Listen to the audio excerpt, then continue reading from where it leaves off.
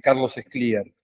Hay 65 ponencias presentadas y unos 130 docentes, investigadores que han estado trabajando en estas presentaciones. Hoy se llevaron a cabo alrededor de 6 mesas, 7 mesas, y en estas jornadas participan de distintas universidades, de Tucumán, de la Universidad del Nordeste, la UCA de Salta, de la UNER, muchas de la UNR, de Rosario, y también tenemos la presencia, creo que ya son las terceras, en la tercera edición en la que nos visitan de alguna manera investigadores de México, de la Universidad Michoacana de San Nicolás de Hidalgo, que han presentado una serie de ponencias muy interesantes, algunas hoy, mañana vamos a tener otras. Le voy a dejar la palabra entonces ahora a Daniel, que lo va a presentar a Sergio Zabalza, y vamos a dar comienzo con esta exposición, y luego abrimos un intercambio con él y debatimos en relación a su presentación.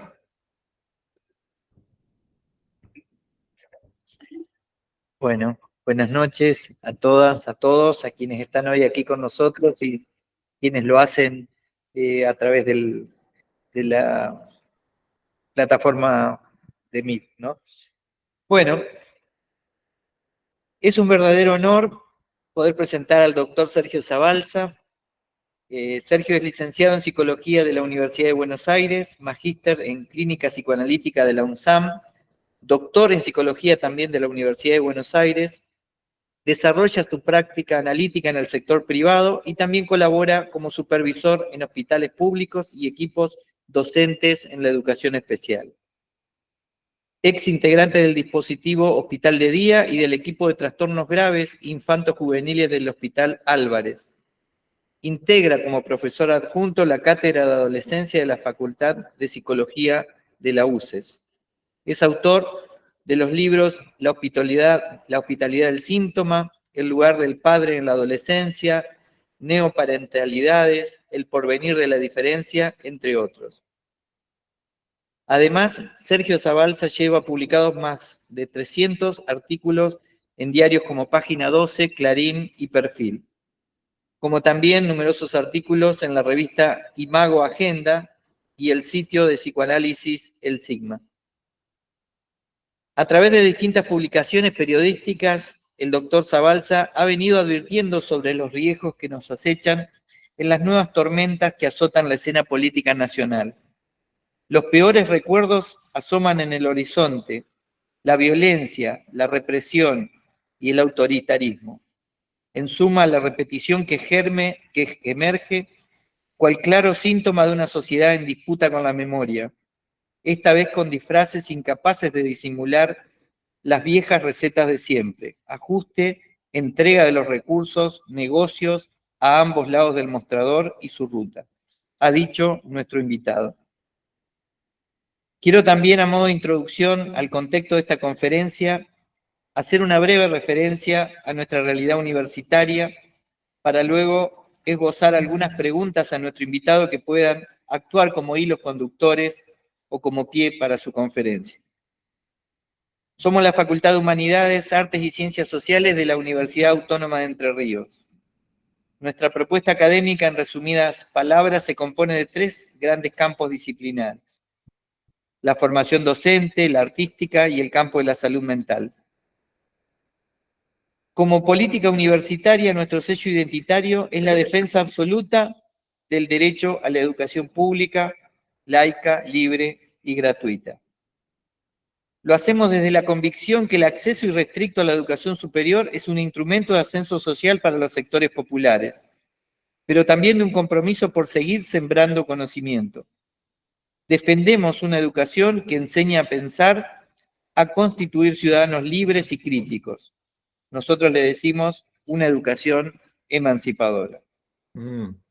Con gran satisfacción cada año, cuando llega el momento de despedir a nuestros egresados, nos encontramos con que la gran mayoría de ellos son primera generación de estudiantes universitarios en sus familias. Entonces, bienvenido sea el título de la conferencia que nos va a ofrecer Sergio, denominada La Universidad, la transmisión de un deseo. Este posicionamiento político de nuestra facultad se encuadra precisamente en estos momentos en las antípodas del proyecto político que a nivel nacional gobierna nuestro país, que de manera despiadada ha desatado el ataque a la cultura, a las instituciones, y es, en este caso, la universidad una de ellas, como bien ha dicho nuestro invitado en uno de sus artículos publicados recientemente. Dicho ataque no es casual porque también, como ha dicho Sergio Zabalza, en la cultura, el arte y la educación se refugia la sensibilidad por la cual una comunidad pone barrera a la barbarie. Hace pocos días, los argentinos asistimos y participamos de uno de los actos más maravillosos del regreso a la democracia. La movilización de 1,5 millones de personas en defensa de la universidad pública y gratuita. A decir de Zabalza, un nombre que atraviesa todas las clases sociales y, salvo muy precisas excepciones, todos los credos políticos, incluidos muchos de los que lo votaron al actual presidente. Cabe mencionar aquí otra afirmación enfática de nuestro invitado. La educación, para nombrarla de una vez, constituye un emblema que hace a lo más propio y entrañable de esta tierra. A partir de lo dicho, propongo algunas preguntas para nuestro conferencista a modo de disparadores para su intervención. ¿Cuál es el sentido de minar el marco simbólico que nos constituye, que nos precede, como la educación, la cultura, la tradición, en el que un dispositivo de poder que se llama capitalismo, a través de un discurso verticalista, está aniquilando los legados históricos que tuvieron trazos emancipatorios? ¿Cuánto juega en el destino de la universidad pública la transmisión de ese deseo que expresaron diferentes generaciones en la calle hace unos días? Al considerar fundamental su experiencia de vivir en la universidad pública. ¿Será acaso esa gran movilización el atisbo para pensar en un efecto de retorno a la interpretación de ese legado histórico del que hablamos precedentemente?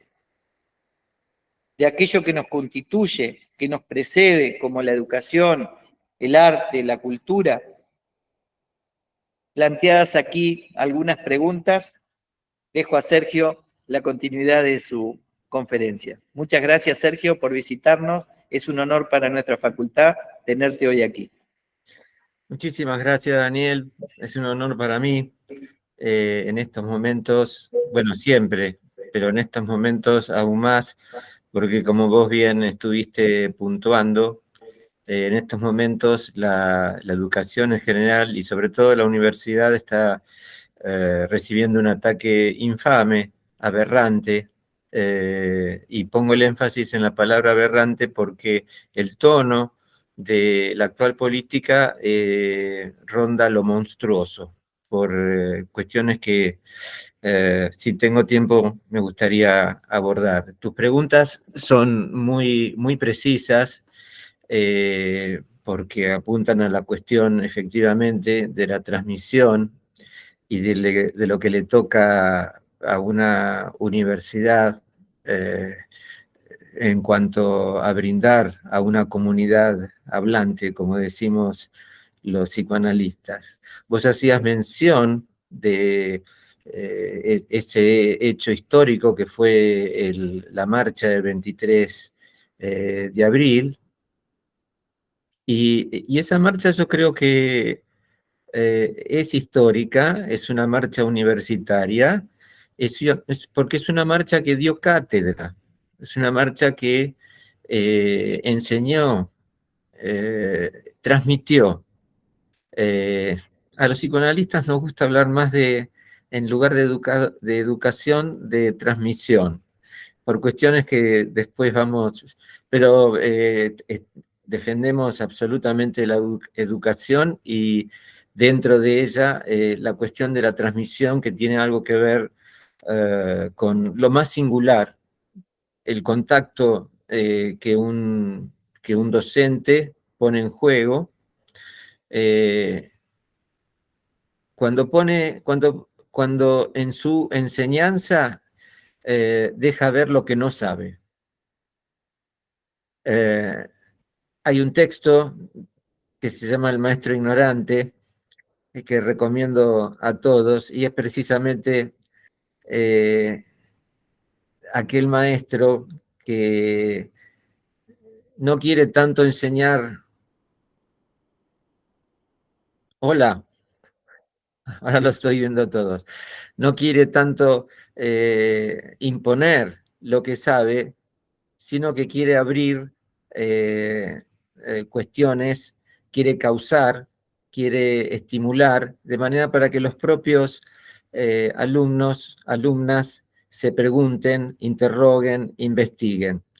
Bueno, yo les decía que esta marcha del 23 dio cátedra y me gustaría responder a las preguntas que formuló tan precisamente Daniel con dos carteles que había en esa marcha. Hubo marchas en todo el país, yo les cuento en la que estuve. Una decía, por una universidad que enseña a pensar y no a obedecer, por una educación que enseñe a pensar y no a obedecer. Cuando hay una educación que enseña a pensar, es precisamente esa educación que pone en juego, el docente que pone en juego lo que no sabe. Esto va en contra del sentido común, porque generalmente lo que se comenta, lo que se aprecia, lo que fascina, es alguien que se presenta sabiendo mucho. Sin embargo, no siempre alguien que se presenta sabiendo mucho logra causar a los alumnos. Esto es muy misterioso y en esto sí cabe lo que se llama la transmisión de un deseo. Es decir, es difícil, pero se verifica cuando alguien se planta frente, donde sea, frente a un Zoom, un Google Meet o de manera presencial y habla de manera de poner en juego lo que no sabe, algo, algo que tiene que ver con su deseo. El deseo siempre es carencia. Para que haya deseo hay carencia. Para que haya deseo por el otro tiene que haber enigma. Quiero conocerla, quiero saber, quiero conocerlo. Siempre está ligado a la carencia, nunca a la ilusión de completud. Carencia en el sentido, en el mejor de los sentidos, de estimular, de investigar, de querer saber. Entonces, esta transmisión tiene que ver precisamente, esta transmisión de un deseo tiene que ver precisamente con la cuestión de poner en juego ese no saber. Y es, de hecho, en esta misma marcha donde encontré este cartel que decía, por una educación que enseña a pensar y no a obedecer, había un cartel que decía, por favor, déjenme cursar, yo todavía no entendí a Lacan. No sé si vieron, ¿no? Yo enseño a Lacan en el Chaco, soy profesor de la Universidad Nacional del Chaco Austral, enseño ahí a Lacan. Y me encantó, tuve oportunidad en ese artículo que mencionaba Daniel, de agradecerle a esa persona, porque yo tampoco lo terminé de entender. Y supongo que me va a llevar la vida y toda mi práctica de psicoanalista, porque la práctica psicoanalítica, y supongo que allí hay varios estudiantes de psicología, pero si no, no importa, el analista se pone en el lugar del no saber, interroga, pregunta. El no saber es el mejor amigo del psicoanalista. Entonces, esta persona que puso ese cartel, estoy sumamente agradecido porque me recordó una vez más cuál es mi mejor compañero para mi tarea de escuchar a alguien que viene con su saber y es un saber que ofrece para ser interrogado. Pongo mucho énfasis en esta cuestión por una educación para aprender a pensar en lugar de obedecer, eh, porque esta propuesta que hizo esa persona, una propuesta que compartimos todos y todas aquellos que estamos comprometidos y hacemos lo que podemos con la docencia, digo, esta propuesta está en las antípodas, como bien lo decía Daniel, de la política del actual gobierno, eh, que pone sobre el tapete uno de las pasiones del ser hablante, que es la pasión por la ignorancia. Para Lacan hay tres pasiones: el amor, el odio y la pasión por la ignorancia. Cuando lo escuché por primera vez a mí me impactó como pasión por la ignorancia. Y a medida que, bueno, fui estudiando y cuando inicié mi práctica lo fui verificando, los seres hablantes no queremos saber nada de nuestros aspectos más oscuros, no queremos saber nada de nuestra responsabilidad en nuestros problemas, no queremos saber nada de que somos sujetos divididos, que hacemos tonterías, que no entendemos por qué hacemos lo que hacemos, que siempre le echamos la culpa al otro. Esta es la pasión por la ignorancia. Y mm, tengo toda la impresión de que esta suerte de tragedia que estamos viviendo está absolutamente ligada con la pasión por la ignorancia. El actual presidente fue elegido por los argentinos. Dijo mucho de lo que está haciendo. E igual lo votaron. No serviría de nada meramente decir qué malo que es fulano, sino preguntarnos qué hicimos, qué no hicimos, qué enseñamos, qué no enseñamos, para que estemos viviendo un momento como este. La pasión por la ignorancia en el actual gobierno y en el actual elenco que rodea a este... Acá ponen pulsión de muerte, sí, exactamente. Pulsión de muerte es lo que propone Freud en más allá del principio del placer, pero el tono que propone el actual gobierno y por el cual ataca a la educación, ronda lo sádico. Es una política sádica. Yo tengo la impresión de que todas las universidades que tienen, humanidades, como es el caso de la UADER, y las ciencias sociales, cuentan con una oportunidad enorme para luchar y al mismo tiempo para estudiar, porque estamos frente a algo de lo cual un fenómeno desgraciado, pero insólito, del cual la historia ha dejado marcas. La historia ha dejado marcas. En 1933, Adolfo Hitler llegó al poder gracias al voto del pueblo alemán. La historia ha dejado marcas. Y decía Gramsci, un pensador italiano de principios y mediados del siglo pasado, una frase impresionante. Decía: la historia enseña, pero no tiene alumnos.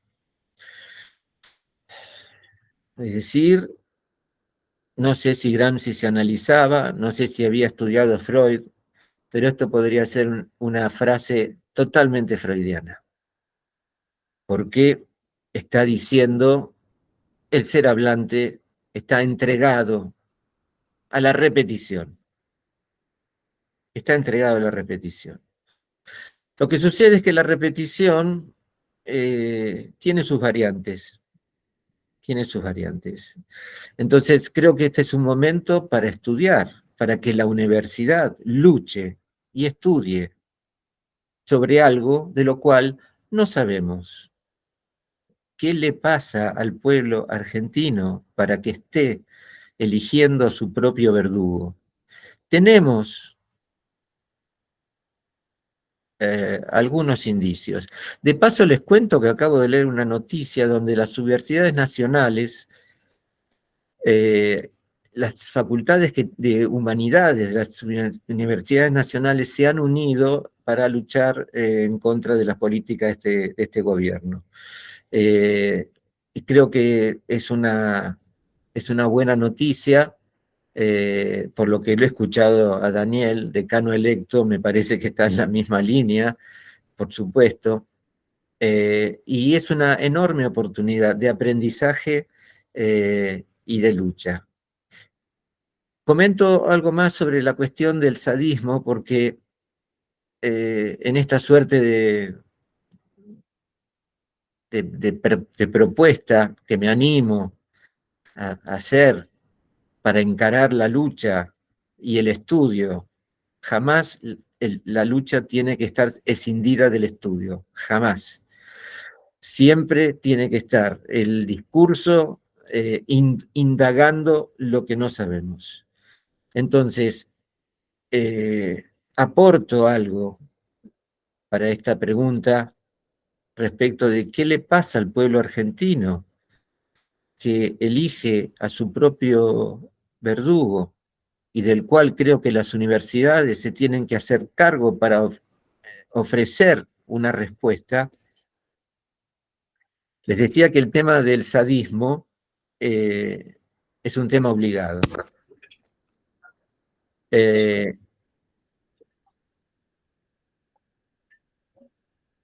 sadismo consiste en gozar de hacer daño al otro.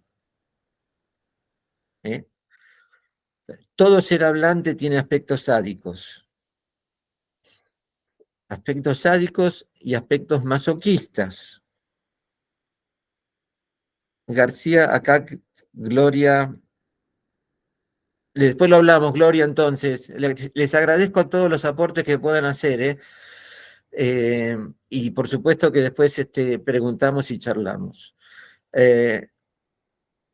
El sujeto que Lacan aborda para el tomar el sadismo es precisamente el Marqués de Sade, era un escritor brillante de finales del siglo XVIII, que escribió La filosofía en el tocador y otros textos, donde describe algunas acciones sádicas y donde describe su máxima, que era: tengo derecho a gozar y apropiarme de tu cuerpo todo lo que quiera sin que nadie pueda impedírmelo.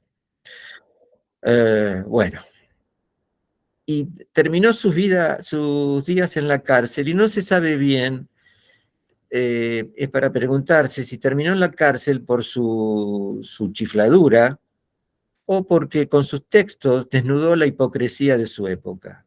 Porque por lo menos Sade fue muy, de alguna manera, entre comillas, honesto. Lacan le hace una crítica a Sade. Le hace la siguiente crítica: Sade no es lo bastante vecino de su maldad. Y entonces, en su pasaje al acto, en su acto de crueldad, él llega hasta ver en su víctima su propia condición de objeto. reitero, porque esto es complejo, pero hay que intentar explicarlo hoy. La universidad lo tiene que explicar hoy, porque esto es lo que está sucediendo con el pueblo argentino y la crueldad de la cual muchos están gozando sin darse cuenta que se están hundiendo por ese goce sádico.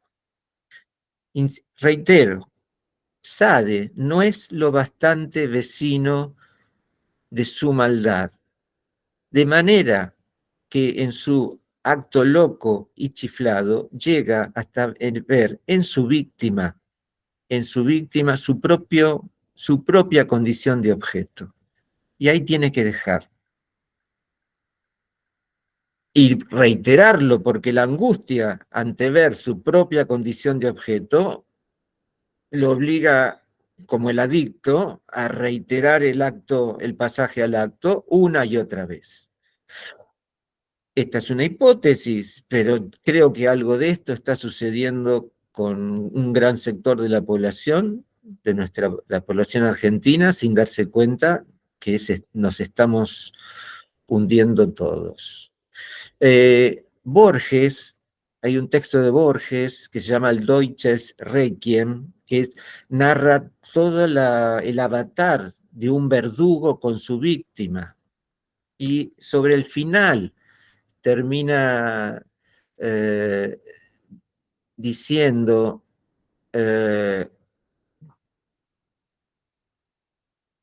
ante mí ya no era un hombre, ni siquiera un judío, era la zona más detestada de mi alma. Yo agonicé con él, yo sufrí con él, yo me he perdido de alguna manera con él. Por eso fui implacable. Bien, hay que ser Borges para escribir algo así y para tener la inteligencia, la lucidez. Hasta donde yo sé, Borges no estudió psicoanálisis, pero por algo Lacan decía que el discurso de Borges estaba en el mismo filum de su propio discurso.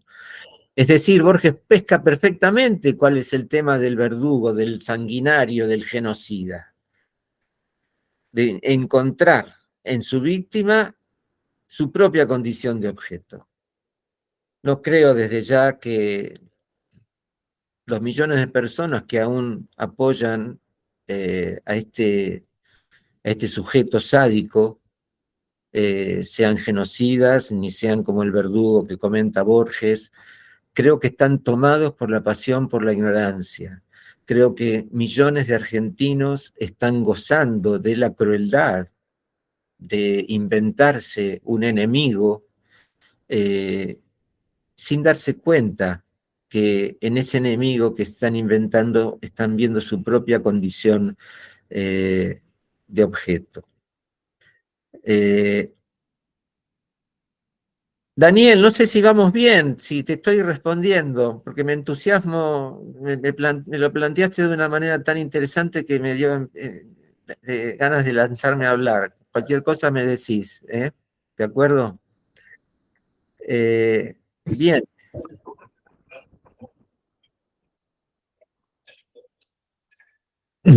Sergio, bueno, en principio, personalmente, yo soy licenciado en educación, no formo parte del cuerpo ni de docentes de la carrera de salud mental de la facultad, pero sí, desde mi interés personal, me gustaría que profundices esta idea del sadismo, ¿no? Porque hoy mismo leía esta idea de reafirmar, por ejemplo, el despido de 75.000 personas. O sea, yo lo asocio a esto que acabas de decir. No sé si es correcta la asociación o no. Sí, sí, es perfecta, es muy correcta. ¿Sabés qué me hiciste acordar? Hay una obra de teatro que se llama Terrenal, de Mauricio Cartún, y está el librito del texto, bueno, cuenta un poquito, Mauricio Cartún pone en escena la relación entre Caín y Abel. Y entonces, luego del asesinato de Abel a manos de Caín, el tatita Dios, como dice Cartoon, le dice, vas a tener el peor de los castigos, no vas a querer que te vaya bien, vas a querer que al otro le vaya peor. Esto, desde mi perspectiva, esto es el sadismo que está afectando al pueblo o parte del pueblo argentino. Vos me hacías la pregunta por la medida que toma el gobierno, es decir, de 75.000 personas. Por supuesto que este es un sádico, este es un presidente chiflado con rasgos sádicos, que va a seguir igual porque es su manera de mantener un cierto equilibrio, es desplegar su sadismo. A mí me interesa mucho qué pasa con los, los ciudadanos. ¿Por qué por qué la pasividad de los ciudadanos? Y tengo la impresión de que aquí se juega esto que Mauricio Cartún puso en palabras del tatita Dios, el castigo de no voy a querer que me vaya bien, voy a querer que al otro le vaya peor. En esa miseria hoy estamos. Por supuesto que esto no es casualidad, esto tengo toda la impresión que viene de la mano de una larga prédica nefasta, medios de comunicación, ciertos sectores políticos, como para que lleguemos a esta situación. La pregunta que estremece, y a propósito, es ¿hasta dónde? Y a propósito de tu pregunta, ¿hasta dónde? ¿Dónde está el límite? ¿Dónde encontraremos nuestra posición de objeto? ¿Cuánta destrucción, cuánto daño, cuánto sufrimiento lograremos tolerar? Aquí es donde se juega nuestro deseo, la transmisión de un deseo, la transmisión de un deseo de justicia. Y en la medida en que podamos, desde la universidad, aportar alguna palabra a este fenómeno, creo que es el primero que está viviendo en la historia de nuestro país. Es decir, un presidente elegido, porque tuvimos dictadores, eso no hay ninguna duda.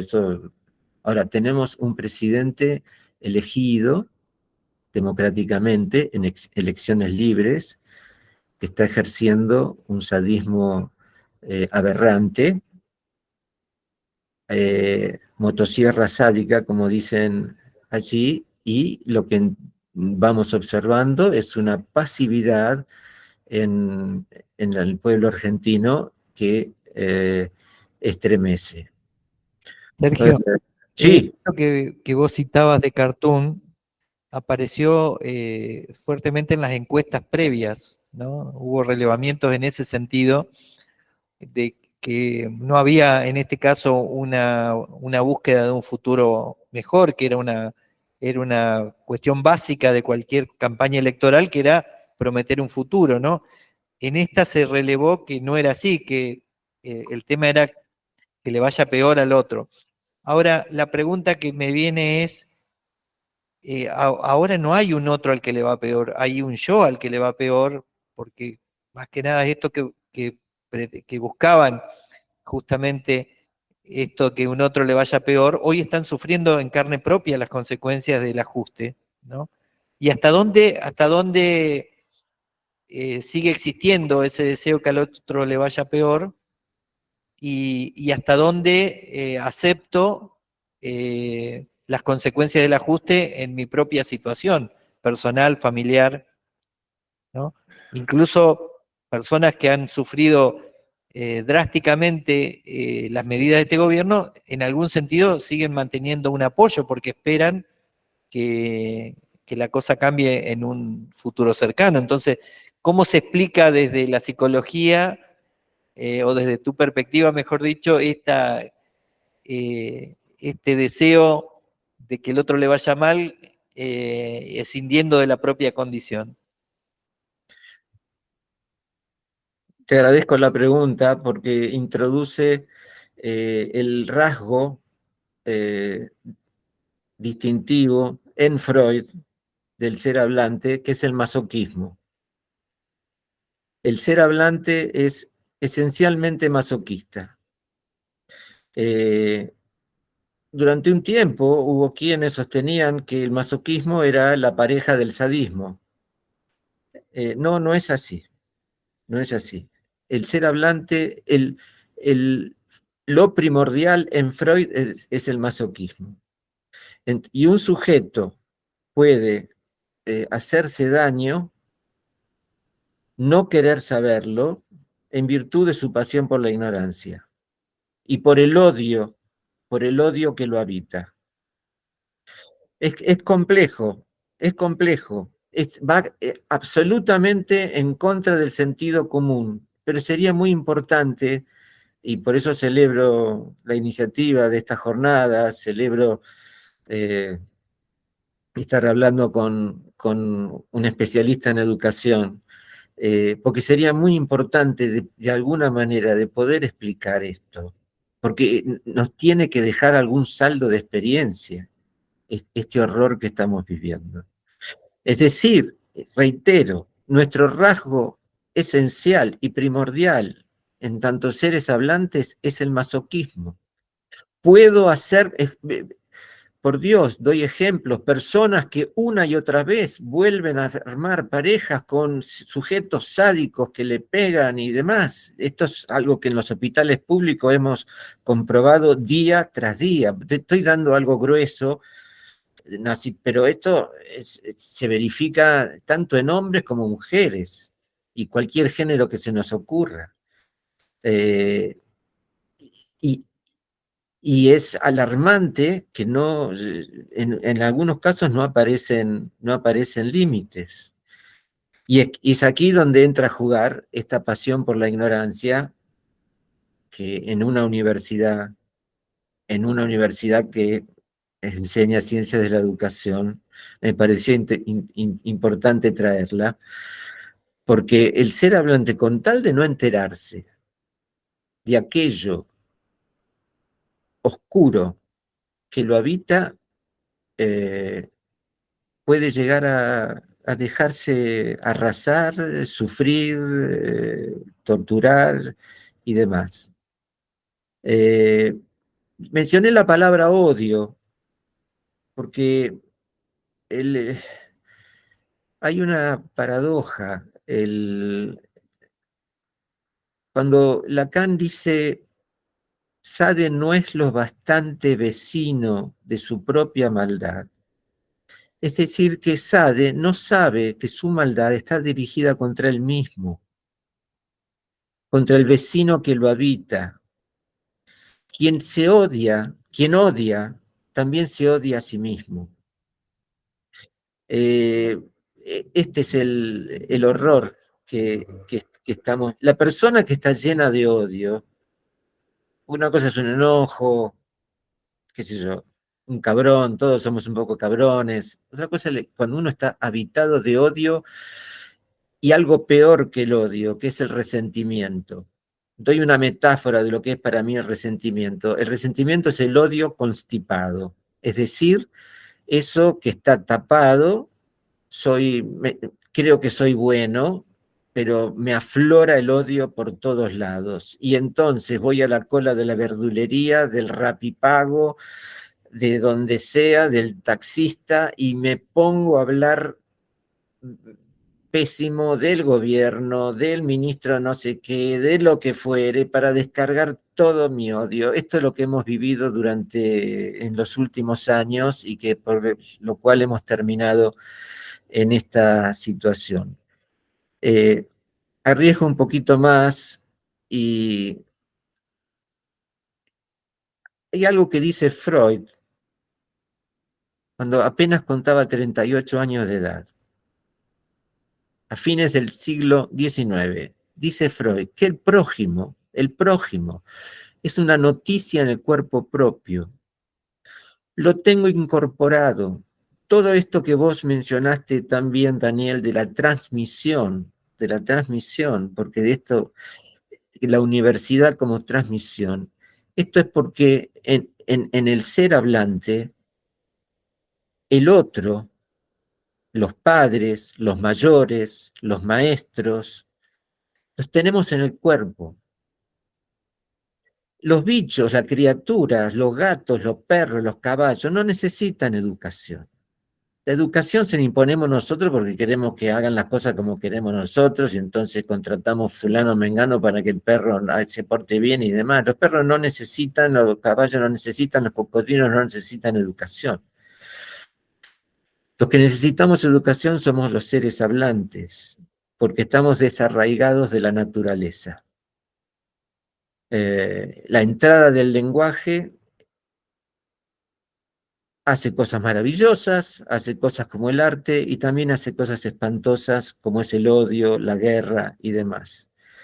Estamos desarraigados de la naturaleza, nos habita, alguien había puesto allí la pulsión de muerte, los animales seguían por el instinto, que es un programa riguroso con el cual se orientan en la vida. A los seres hablantes nos toca convivir con la pulsión, que es una tendencia caótica que está allí y no sabe qué quiere, pero lo único que quiere es, o mejor dicho, no sabe lo que quiere y por no saber lo que quiere nos lleva a la ruina. Tenemos el lazo social, el encuentro con el otro, el milagro del amor, hace que podamos convivir con esa tendencia caótica que tenemos. Pero ya me había olvidado la pregunta que me habías hecho, entusiasmado con esta cuestión del odio, del prójimo, exactamente. Es decir, lo que revela el análisis y aquellos que están llevando adelante una experiencia analítica lo pueden comprobar, es que todo el enojo, todo el odio que podemos tener, y a veces con justas razones para con el otro, oculta también un enojo con uno mismo. Aquí lo que se abre en esto es lo que algunos dicen, hablan de justicia poética. La justicia poética tiene que ver con asumir mi propia crueldad para no ser objetos de sacrificio del canalla. Lo digo una vez más, asumir mi propia crueldad. Los que todavía sostienen, los que gozan con que al otro le vaya mal, deben asumir su propia crueldad para evitar ser objetos del sacrificio del canalla. En un texto del año 66, del Seminario 11, los 4 conceptos del psicoanálisis, ahí sobre el final, Lacan habla del objeto de sacrificio, se enoja con aquellos que decían que el holocausto era algo ya superado, como que no se podía repetir. Se ve que no habían leído a Gramsci, que dice que la historia enseña pero que no tiene alumnos. Lacan muy enojado con esto. Y entonces dice, habla de la monstruosa captura de la cual solo algunos sujetos pueden escaparse. La monstruosa captura de ser objetos de sacrificio en el goce del otro. Es estremecedor. Lo había leído y creo, sin embargo, que recién lo estoy leyendo ahora. Recién lo estoy entendiendo ahora, por eso le agradezco tanto a esa persona que puso el cartel, déjenme terminar de entender a Lacan. Le aclaro que no lo va a terminar de entender porque para entender a Lacan hay que entender, hay que avanzar en entenderse un poco a uno mismo y las tonterías de nuestra singularidad. Pero estoy entendiendo monstruosa captura de la cual solo algunos sujetos pueden evadir. Es decir, efectivamente un pueblo puede ser la monstruosa captura de un canalla. Es lo que está sucediendo hoy en nuestra Argentina. Y entonces desde las universidades, en esta lucha, en esta potencia que está adquiriendo la universidad, en esta marcha del 23, en todo el país, en esta conciencia que estamos adoptando de que un emblema de nuestro pueblo y de nuestra nación y de nuestra historia es la educación, debemos saber, debemos aprender a no dejarnos ser objetos de sacrificio en el goce de un canalla que está chiflado y de un ejército de canallas que se aprovechan del chiflado, ¿no? Obviamente. Me gustaría mucho saber si se entiende algo de esto, y por favor, si algo de esto no se comprende, que me lo hagan saber.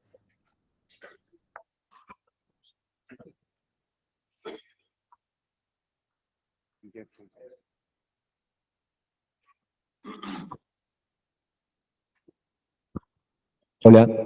Hola, ¿qué tal, Sergio? Hola, ¿Qué tal? Fernando es mi nombre, de Rosario. hola Fernando. ¿Qué tal? Bueno, yo mientras te escuchaba, recordaba y pensaba dos cuestiones. La primera, la que vos hablabas de lo que Lacan trabaja acerca de la pasión de la ignorancia. Hay un texto de un psicoanalista rosarino que justamente ubicaba la pasión de la ignorancia como algo que funciona en determinadas personas que ingresan en lo que podríamos pensar el campo de la práctica, que consultan, que toman una cantidad innumerable de entrevistas, pero que nunca eh, encuentran la posibilidad de instalar en términos puntuales el trabajo analítico, ¿no? Y fíjate qué interesante, porque ahí uno podría pensar que, bueno, que no hay un movimiento que permita habilitar la pregunta, ¿no? La pregunta sobre, bueno, ¿qué pasa con esta posición que yo tengo frente a algo, ¿no? Entonces, mientras no haya pregunta, no hay movimiento, ¿no? Lo que hay es un estancamiento. Entonces, en ese sentido, me parece que la ignorancia remite a eso, a algo de lo cual no se quiere saber nada, no hay nada que trate de habilitar otro campo, un campo de preguntas que permitan trabajar algo más que responder por sí o por no. Y por otro lado, cuando vos hablabas del prójimo, justamente yo recordaba que donde empieza a trabajar justamente la cuestión del prójimo Lacan es en el seminario sobre la ética.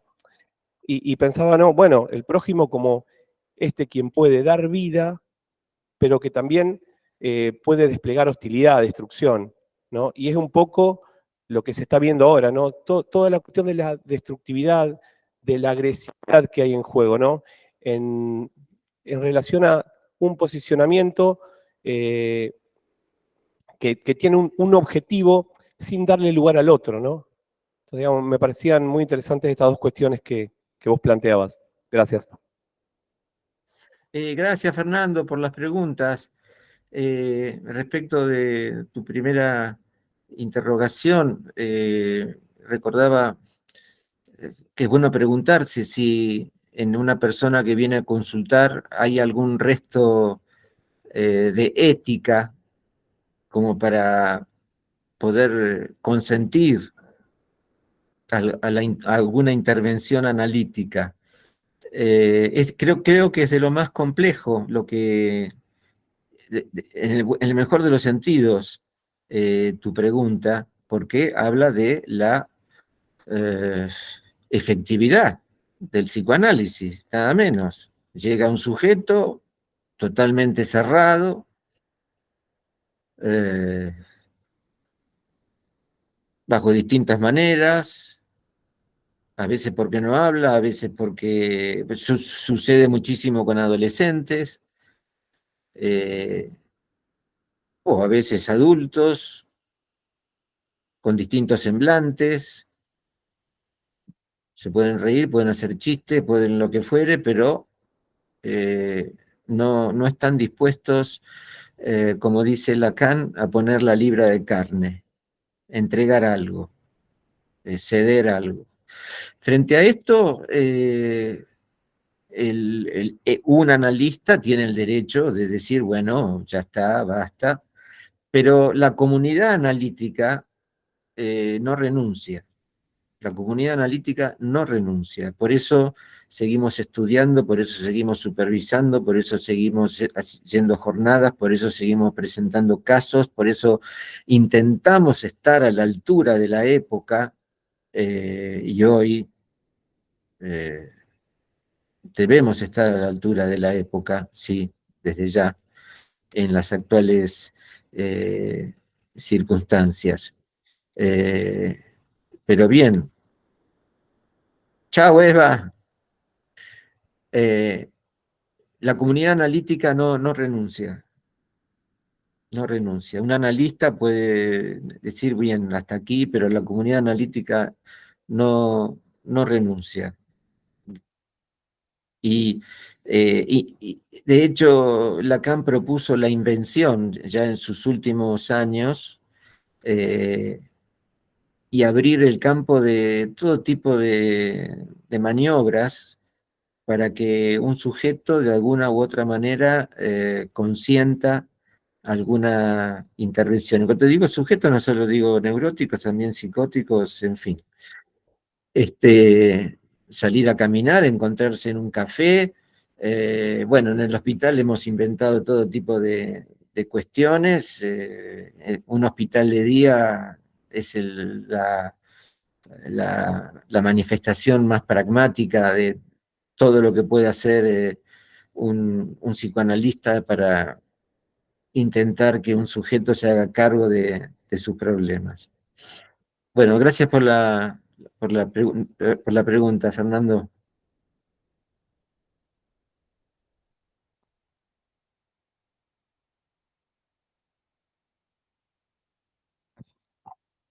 Hola Sergio, ¿qué tal? Te habla Tomás. No sé si me Hola, escuchas bien. Tomás.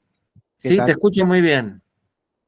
Le quería hacer una pregunta con respecto a algo que usted nombró hace un rato, y es esto que usted dijo que por ahí las personas llevamos algo monstruoso, si se quiere, dentro, algo malo dentro, y que en vez de interrogarlo por ahí, eh, como que sufrimos bastante por eso, como se trata de ignorarlo. Y yo quería preguntarle el por qué las personas, en vez de interrogarse o de preguntarse qué es eso que tenemos dentro, digamos, preferimos por ahí ignorarlo y sufrir bastante, digamos. Muchas gracias. Gracias a vos, Tomás. Muy bien la pregunta. Es por el narcisismo. Los seres hablantes nos constituimos en base a la imagen del otro. Nos armamos un cuerpo, nos armamos un yo, y el yo y el cuerpo es el primer objeto de amor. Esto es indispensable, y de alguna manera me tengo que encontrar bello y bueno para poder amarme.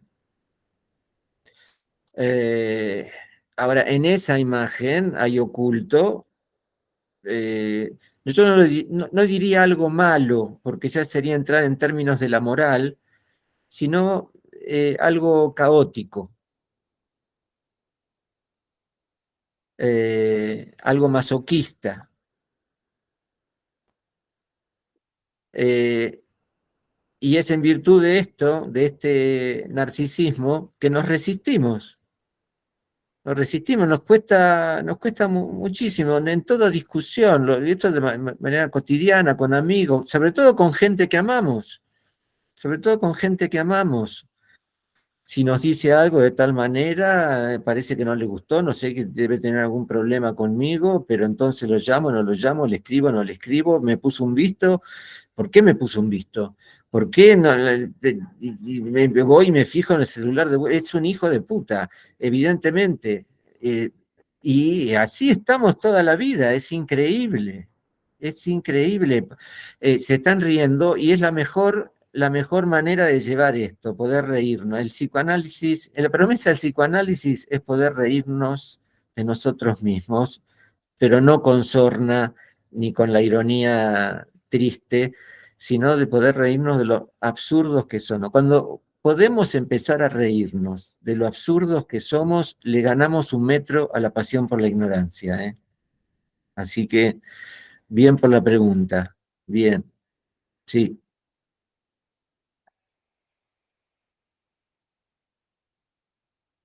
Ni te cuento lo que es la clínica con parejas. No sé cómo les va a ustedes con el tema de las parejas, pero es complicado. Sergio, Natalia Schoenfeld levantó la mano. Sí, una cosa solamente, buenas noches. Si Buenas puedes- noches, Natalia. Bien, disculpen, no tengo cámara. Quería, si podías profundizar de dónde retomás la noción de justicia poética y en relación a, si entiendo, digamos, sería como alcanzar este estado objeto de goce ya, trabajando, pero la noción de justicia poética me quedé ahí con ganas de, si es posible. Sí, sí, cómo no, Natalia. Yo lo escuché de Jorge Alemán, que es un psicoanalista que yo respeto mucho. Me gusta mucho el término, lo cuento como lo entiendo yo. Es decir, justicia poética, y me tengo que hacer cargo de mis oscuridades. En la medida en que yo pueda hacerme cargo de aquello que me hace daño, por otra parte, en la medida que yo puedo ceder narcisismo, ya puedo dejar de estar tan enojado con el otro. El otro puede ser responsable de muchas cosas, ¿eh? Pero en la medida, un psicoanálisis brinda esa posibilidad. Brinda la posibilidad de dejarme de ofrecer como objeto de sacrificio del goce del otro. Sea un canalla, o sea un ignorante, o sea un tonto. Y en ese momento, esta justicia poética dice, bueno, eso es de él. Ese síntoma es de él. Mira, cuando en una pareja, esto se ve muy bien en clínica con parejas, cuando en una pareja alguien dice, caramba, ese es un problema de ella. No me tengo que hacer cargo del problema de ella, me tengo que hacer cargo de mi problema. En ese momento hay un cambio. Se verá qué pasa, pero en ese momento hay un cambio. Se abre todo un horizonte enorme, enorme. Esta es mi interpretación de justicia poética. Esto vale para un sujeto y vale para toda una nación, ¿eh? Y por supuesto que junto con ello va el matiz más afín al sentido común, que es hacerle justicia al otro, porque en virtud de estar advertido de mis propias oscuridades, puedo amar a quien me hace bien, nada menos. Wow. Sí, creo que esta es mi interpretación, Natalia. Muchísimas gracias. A vos.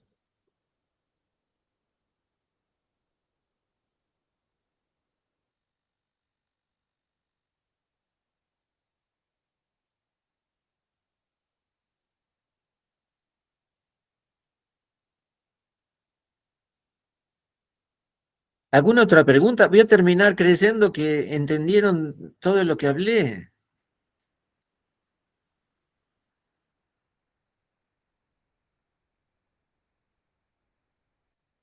Nos cuesta mucho a los psicoanalistas hablar de manera clara. Tenemos el goce de la jerga y por gozar de la jerga a veces terminamos creyendo que entendemos cosas y en realidad no lo entendemos. Gloria levantó la mano. Hola, sí, buenas noches a todos. Un gusto escucharte, Sergio, desde una vez que te conocí en Homo Sapiens, en una jornada sobre la función paterna Sí, organizada por Luis Junípero. Y sí. desde ahí te seguimos. Bueno, mira, Sergio, aparte de acordar con todo lo que planteaste en relación a esta articulación de la universidad como un espacio de transmisión de un deseo y a partir de ahí interrogarse sobre esta posición de la pasión por la ignorancia, eh, yo pienso varias cosas, digamos. Yo soy de la generación del 70 y a medida que vos hablabas, además de mi formación analítica, fui profesora e investigadora en la universidad hasta fines del año pasado, que ya me jubilé. Entonces yo pensaba varias cosas. Primero me vino en la asociación una escena, porque además del presidente, a mí me preocupa mucho la vicepresidente, que encarna un discurso más racional, pero un discurso absolutamente articulado con los movimientos de represión y genocidio de nuestro país.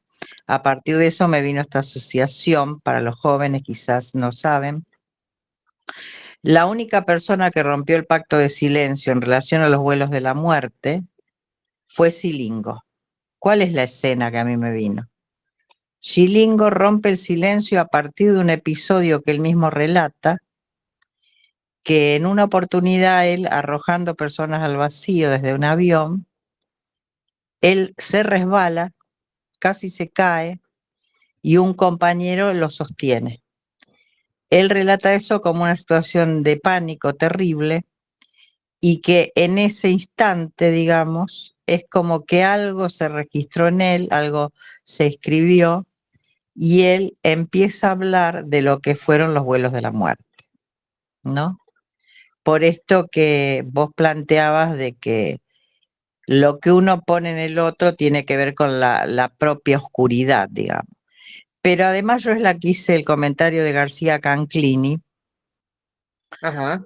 A mí lo que me desvela es cuáles fueron las condiciones previas de posibilidad, porque no nos engañemos, Sergio, hay colegas universitarios y alumnos de la facultad que yo he tenido que me han dicho que votaron a este gobierno con la ilusión de un cambio, y ahí la pregunta que a mí me salía es, pero un cambio muchas veces puede ser para peor. Entonces, las condiciones de posibilidad que tienen que ver, por un lado, con procesos de arrasamiento del pensamiento crítico a partir de la construcción de discursos más mediáticos, digamos, las 24 horas, pero también hay otra pregunta que a uno le surge en el sentido de la responsabilidad de quienes tuvieron las políticas de justicia social, progresistas, de ampliación de derechos en todos los sentidos. ¿Qué fue lo que no se pudo ver? ¿Qué fue lo que no pudimos? Yo en su momento hablaba con Dora Barrancos y le decía que me parecía que una estrategia era hacer un discurso contrahegemónico en relación a las más medias, ¿no? Por un lado. Y por otro lado también yo pienso en los jóvenes que votaron, que muchos de ellos no tienen formación política, Sergio. Entonces, la posibilidad de poder leer los pensamientos complejos en el campo de las políticas no solo tiene que ver, en muchos casos, con el acceso a los saberes universitarios, sino a la formación en relación a los grandes pensadores de la historia, ¿no es cierto?, que tienen que ver con las políticas. Y por otro lado, todo un sector, como vos decís, no pensar en el propio bienestar, sino en cómo le va mal al otro. Hay grandes sectores acá, muchas veces soterrados, silenciados, que están totalmente de acuerdo con un modelo devastador, expropiador, genocida, ¿no es cierto?, genocida culturalmente también, como el caso de atropellar a las universidades. Y creo que se ha dado una situación que condensa estas complejidades, ¿no es cierto? Por un lado los jóvenes, por un lado los sectores que ideológicamente son de derecha, por otro lado los sectores del campo, ¿no? De los cuales muchos alumnos vienen a la universidad, que no están dispuestos a compartir un gramo de dólar en relación a la gente humilde, digamos. Hay un punto Sí. que vos mencionaste respecto de la responsabilidad de gobiernos anteriores en esto. Esta es una opinión personal. A mi modo de ver, el gobierno que estuvo, la administración que se hizo cargo del gobierno entre los años 2019 y 2023, desarrolló una gestión pusilánime. Pusilánime significa Sí, alguien que no tiene ánimo para enfrentar las dificultades. sí, eso estuvo Alguien claro y que no tiene ánimo para enfrentar, por ejemplo, al poder de las corporaciones. exacto. Si alguien, Ahora, Sergio, también, sostiene hoy a Milei, son los empresarios, las corporaciones. Entonces, cuando alguien, esto quiero decir, cuando alguien en el lugar de la autoridad, ya sea una madre, ya sea un padre, o un presidente de la nación, desarrolla un despliegue pusilánime, crece un monstruo en el llano. claro, obviamente que las condiciones, Termina siendo un entregador. Y sabemos, obviamente, claro, que las condiciones políticas para que en ese momento se pudiera ganar fue elegir una figura que imaginariamente podía nuclear sectores más progresistas, sectores menos progresistas, etcétera. Coincido totalmente con lo que acabas de plantear y ese es un aspecto. Pero a mí me insiste la pregunta que vos también la planteabas, Sergio, porque acá hay 14 millones de personas que votaron, que siguen apoyando, incluso uno escucha cosas locas. Me va mal, pero yo sé que esto es necesario para eliminar a la casta política, cuando en realidad lo que está eliminando este proyecto es a la clase objeto de trabajadora. sacrificio.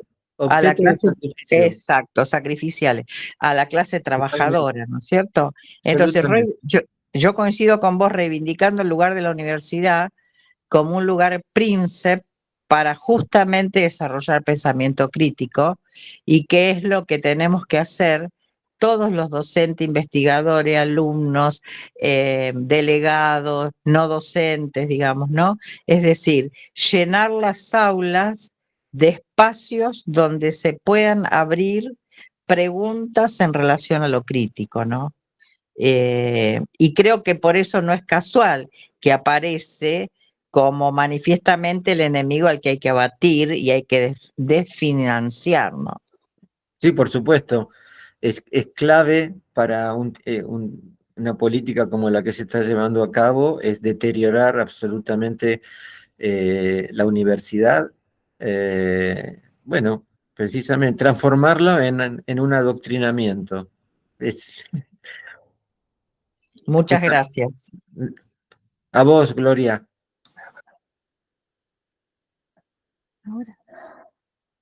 Hola Sergio, buenas noches a todos y a todas. No sé si me ves, soy Pablo Zenón.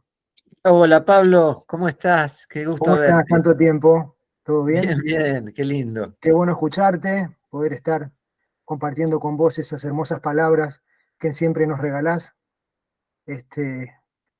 Bueno, me quedó un poco este último significante que me parece absolutamente ordenador, el del pusilánime. Porque me parece que de alguna manera se impone en lo que viene la posibilidad de una estrategia que tenga que ver con una revisión de lo que pasó. O sea que hay Sí. algo del orden, que hay algo del orden de la estrategia, de la posibilidad de un reposicionamiento en términos discursivos de un acto político que merece una crítica de lo pasado, digamos, ¿no? Y ese comentario tuyo me parece muy ajustado, seguramente un tanto polémico, pero muy ajustado a lo que se viene. Un gobierno pusilánime, una gestión pusilánime, habla de un acto que está diluido en sí mismo. Recuerdo por este tiempo me viene un poco el Lacan del 53, cuando dice que bajo la lógica del retorno a Freud va a escribir a la dependencia discursiva del maestro, ascribe a su dependencia discursiva, que de alguna manera nos está diciendo que sí, que se tiene un amo, que hay un amo. El punto, y que lo va a servir porque su posición en el 53 dice, o si ustedes quieren ser lacanianos, sean lacanianos, yo soy freudiano, dice. Y arma un despelote fenomenal. A lo mejor en el ámbito del psicoanálisis tenemos que refrescar algunas de estas cuestiones, tanto las freudianas como lo que nos enseñó el maestro Jacques Lacan, en el sentido de que se tiene un amo, no dos. Y lo pusilánime, a mi criterio, me da la impresión de que tiene que ver con eso, digo, ¿no? Con la estrategia fallida de servir a dos amos. De servir a dos amos. Ajá. De servir a dos amos. Se me ocurrió pensar eso hace tiempo que me viene dando vuelta y la idea, y pienso en que mi ley no es fruto de un accidente. No me parece que sea fruto de un accidente y me da la impresión de que hay algo de lo que nosotros hicimos mal y el campo popular hizo mal, y que de alguna manera también se están pagando esas consecuencias. Por lo tanto, una revisión crítica de lo actuado es necesaria a la hora de pensar la justeza de la acción política por venir. Por eso es que traigo esto, de que el significante pusilánime me lleva a esta idea, digamos, ¿no? De que una maniobra política que trata de congeniar a dos amos nos lleva a la instalación de un amo peor, ¿no es cierto? De una psicopatía, de una perversión. Sí, me gusta que hayas introducido el concepto de significante amo, porque creo que quien ocupa el lugar de la autoridad tiene que hacerse cargo de eso. Ahora, hay distintas maneras de llevarlo adelante. Si seguir dos dos amos, ya en ese momento perdiste tu lugar de autoridad. Me interesa tu hipótesis como para seguir investigándola, ¿eh? A mí me da vuelta, Sergio, hace tiempo, la idea de que bajo la cuestión de la caída del patriarcado, que el patriarca se va a caer, que ya se está por caer el patriarcado, me da la impresión de que silenciosamente se ha ido diluyendo ese lugar tan importante del acto político que implica la verdad, la justicia y el lugar de la ley. Lo que se ha diluido es ese lugar que en algún punto implica algo del orden de lo agresivo, inclusive hasta de lo sádico. No hay acto político que no implique una efectuación sádica. No hay ningún. Prohibido matar. Prohibido matar implica en la prohibición, implica una prohibición, por lo tanto implica una efectuación sádica. Y creo que ahí hay una curva que nos comimos grandemente, ¿no es cierto? Que termina en este acto, ¿no? en esta política de estos años, ¿no es cierto? Sobre todo en estos últimos 4 años, en donde la cuestión de lo pusilánime se nota. La cuestión de lo pusilánime se nota. Hay ejemplo claro de esto. El tema de Vicentín es un ejemplo claro. Hoy el Estado argentino, por lo pronto en esos 4 años, se podría haber tenido el control del valor de los granos en el país. Lo que no es menor, porque eso te permite a vos la posibilidad de que rápidamente te hagas de dólares que hoy están al servicio de una especulación financiera. O sea, aquello que tenía que ser del orden de la producción agropecuaria, hoy se juega todo en el territorio de la especulación financiera. Ahora, tener el control de una empresa como Vicentín te hubiera permitido a vos romper esa maniobra de desplazamiento que hay sobre los capitales en Argentina.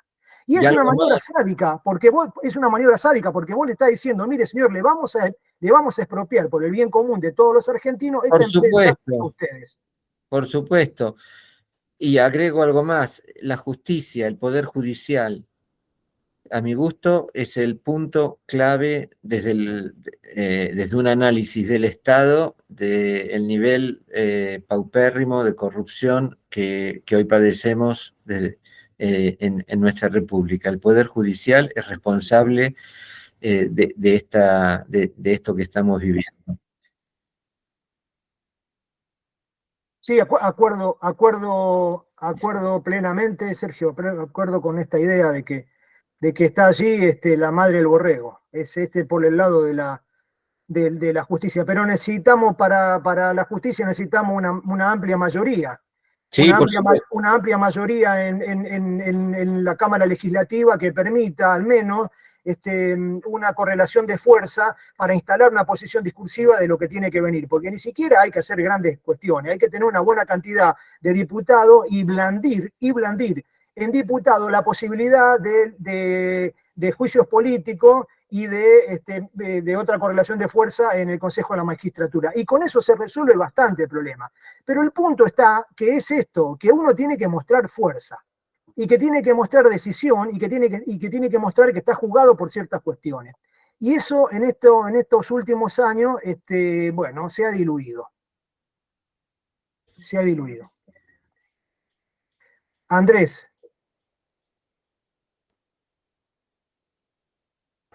No te escucho. Hola, sí, ahora Ah, sí. ahí está.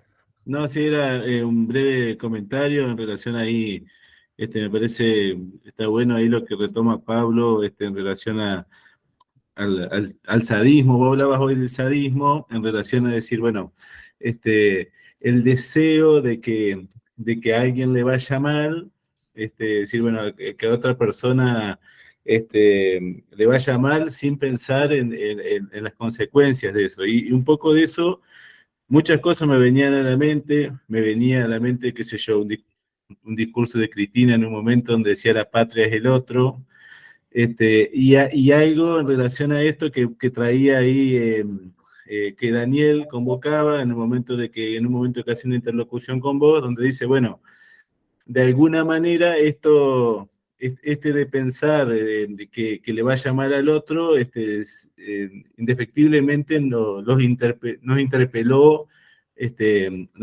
a todos, sería. Entonces ahí me acordaba del texto de Freud, Pegan a un niño, porque me parece que ahí queda develada esa posición respecto al sadismo, en tanto esa afirmación de poder dirigida a otro, pero que retorna de alguna manera mudando esa meta pulsional de activa en pasiva, sería. En tanto, ahí me parece que en ese texto Freud puede develar algo de decir, bueno, esa fantasía de que mi padre le pegue a un niño odiado, que de alguna manera, que en un segundo momento retorna en ser golpeado por mi padre, sería. Me acordaba Tal cual, y como muestra de amor. Exacto. Como muestra de amor. Esto es lo más controvertido, y que Freud tiene el coraje moral de llegar allí, lo más controvertido en el ser hablante. Como muestra, me pega porque me ama. Claro. Me pega porque es terrible. Bueno, lo hemos escuchado en la clínica. Sí, de acuerdo, es muy oportuno lo que traes.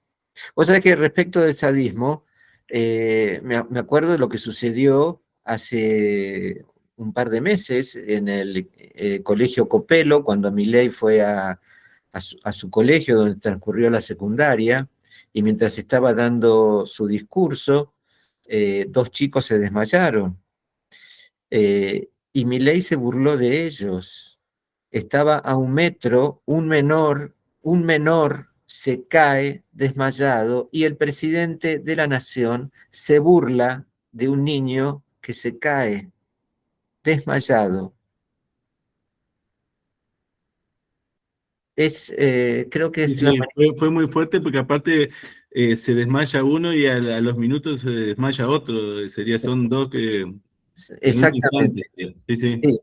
Sí. Sí, exactamente. Yo tengo la impresión de que esos cuerpos hablaron más que 1000 palabras, ¿no? de la tensión, del odio que emanaba ese sujeto, del desprecio, de toda la infamia que arrastra ese sujeto. Sergio, Sí, y a los presentes, tanto ahí del MIT como de la sala, les propongo que vayamos cerrando, o sea, las últimas preguntas y como para ir, se está haciendo tarde ya, hace mucho frío acá en la sala. Si les parece, bueno, las últimas preguntas y vamos cerrando. Bueno, Sergio, muchísimas gracias. La verdad que me quedaron un montón de cruces, y quiero agradecerte en nombre de toda la facultad, invitarte a que nos acompañes en otras oportunidades, porque me parece que es tan pertinente para ayudarnos a pensar en este presente y poder imaginar qué deberíamos estar haciendo para tener un futuro diferente, ¿no? Así que sí. en ese sentido, bueno, te agradezco toda esta apuesta tuya, que nos ayuda a entender un poco más lo que nos está pasando. Así que en nombre mío, en nombre de todos quienes están acá y de la facultad en su conjunto, vaya mi agradecimiento y la verdad es que ha sido un aporte muy importante. Muchas gracias. Gracias a vos, Daniel, gracias a los organizadores, gracias a todos los que, bueno, hemos tenido la suerte de compartir este encuentro con ustedes. Para mí ha sido eh, muy gratificante. Así que mil gracias. Y por supuesto, siempre dispuesto a acompañarlos. Muchísimas gracias.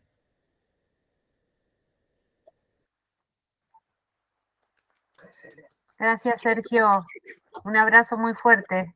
Abrazo fuerte, Luisina. Abrazo, Chao. Pablo.